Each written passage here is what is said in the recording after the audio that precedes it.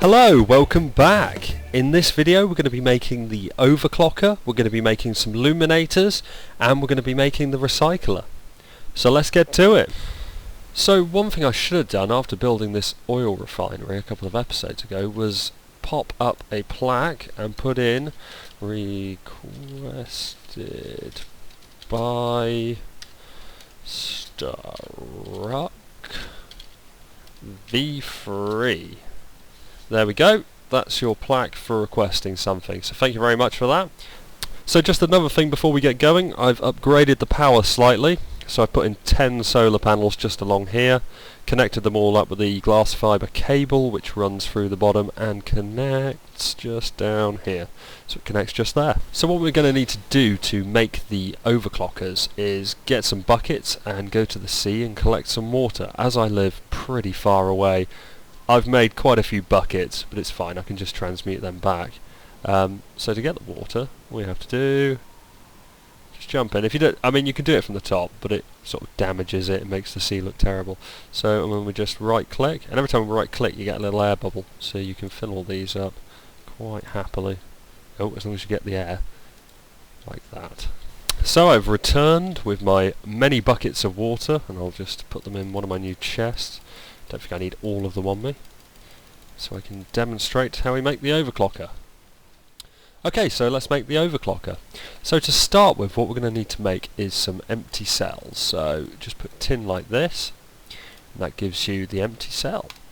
Now with the empty cell, you just put it in the top corner there, and then put a water bucket next to it, you get a water cell.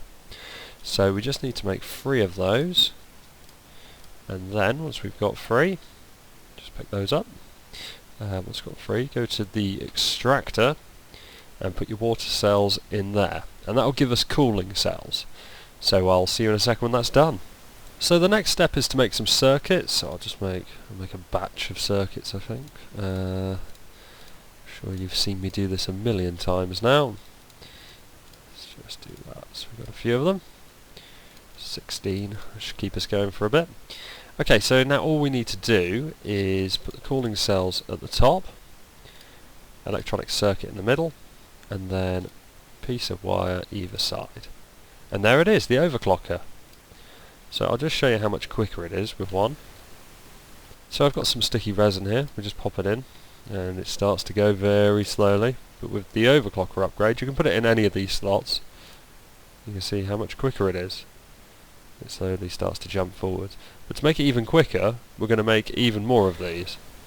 So I've made quite a few more of the overclockers just to demonstrate how fast we can get it to go.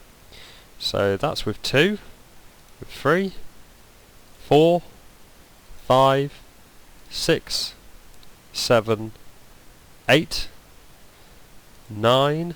Now you see at 9, it's not actually charging it quick enough. And then with the 10th one in, it kind of jumps up. If I had any more to put in this, it would probably slow it down completely and it wouldn't be worth having them in there. This is due to the fact that I don't actually produce enough power here to run it. There are other upgrades we can make. So we could make the energy storage upgrade, which gives you an extra 10,000 EU for each one that you have in it. And there is the transformer upgrade, which allows it to run off a higher power. However, at the moment, there's no point in doing that because I don't actually have enough power to make either of those things worth doing. So I'm pretty pleased with the way my castle looks at the moment. However, I don't like all the torches everywhere. I mean, it's got to be well lit so I don't have monsters spawning in here. But there is another way to light your room, and I'm going to show you that now. What we're going to make is a luminator. So we need to get some tin, and we just need to make some tin cable. That, and we need to take the tin cable, put it in the middle, put glass around the outside, refined iron at the top, like that, and then copper cable in the middle. And that gives us 8 luminators, and I'll show you how those work right now. So I've dug a few holes in the floor, and I've run wire all the way through it. I'm not going to lie, it was quite expensive to do this, but it should look quite nice when it's done, so it'll be worth it. So once all these wires are connected up, all you have to do is just right click the illuminator down. Just click it on all of these and it will light up the room. and it should look pretty nice when it's done.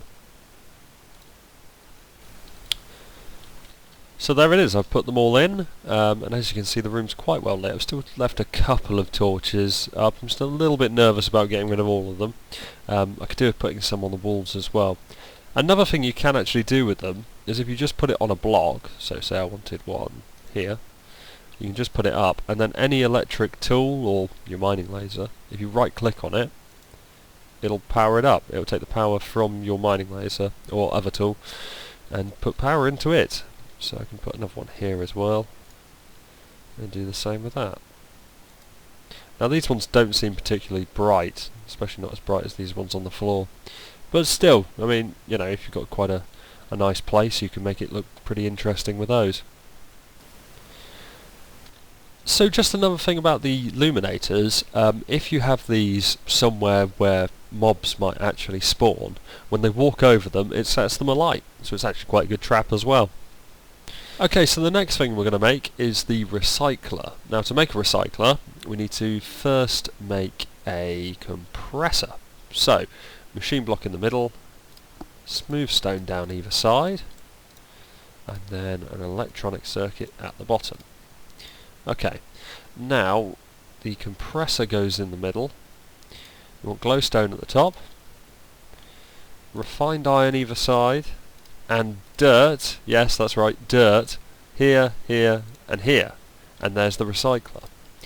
Now the recycler is a very important piece of equipment. What this does is it makes scrap, and this is going to be incredibly useful when we're trying to make UU matter later on.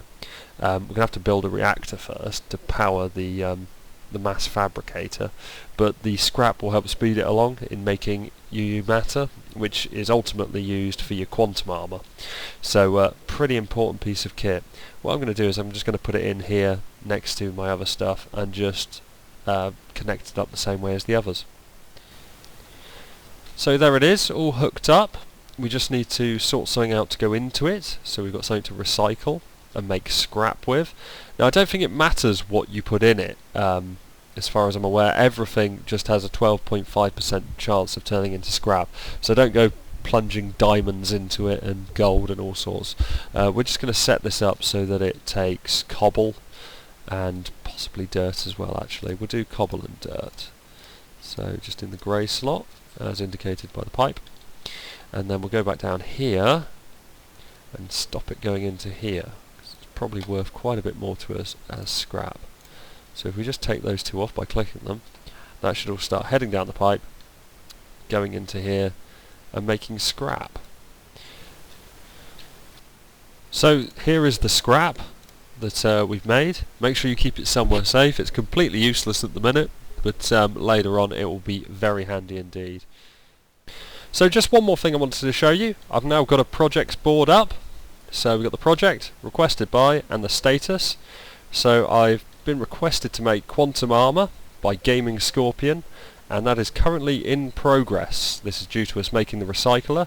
We've taken the first step in making our quantum armor. So if you have anything that you'd like to request, just feel free to put it in the comments below.